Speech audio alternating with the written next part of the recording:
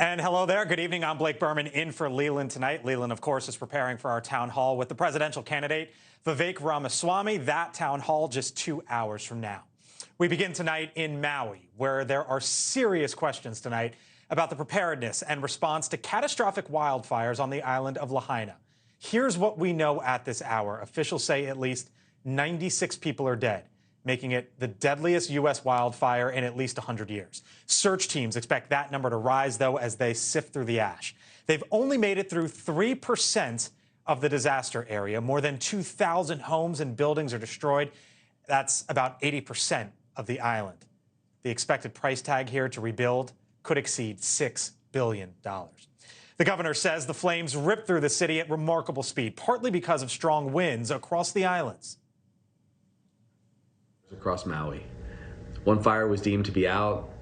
It must not have been completely extinguished because when the winds rose up, winds gusting as high as 81 miles per hour, fire spread rapidly.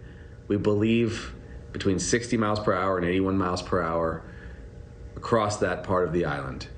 And that meant that fire traveled 1 mile every minute. Governor Green has already ordered a comprehensive review of what happened before, during, and after the wildfires. We know the emergency siren system, the largest in the world, was silent when the fires approached neighborhoods on Lahaina. Now families are demanding answers as they work to rebuild what's left. All I want to do is help people. I'm just so grateful to be alive. People are found in houses in a huddle, holding each other because the fire surrounded their homes before they could even get out. There was nowhere to go. FEMA is already on the island helping with the disaster effort. Among the many questions, will the president make a visit to the island and get a firsthand look? Here's what we heard at today's White House press briefing.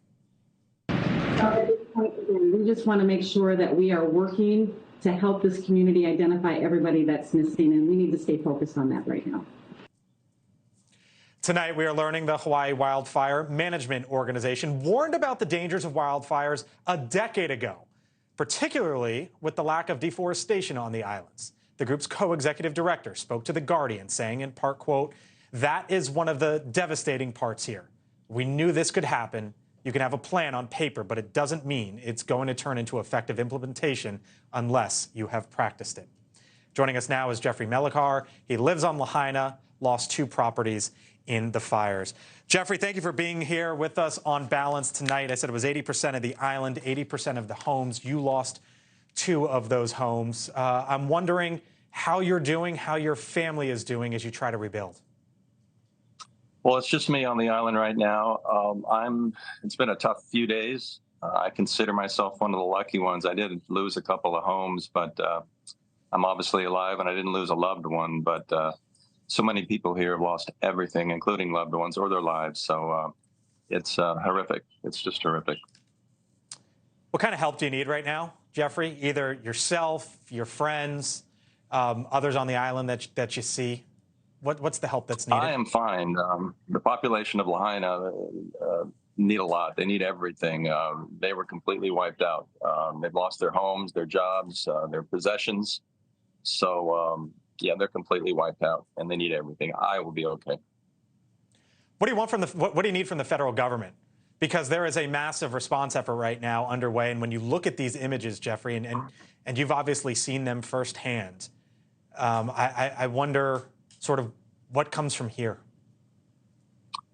Very good question. I'm still in shock. There's a huge response already on the island. Hotels are opening up their rooms to displaced residents.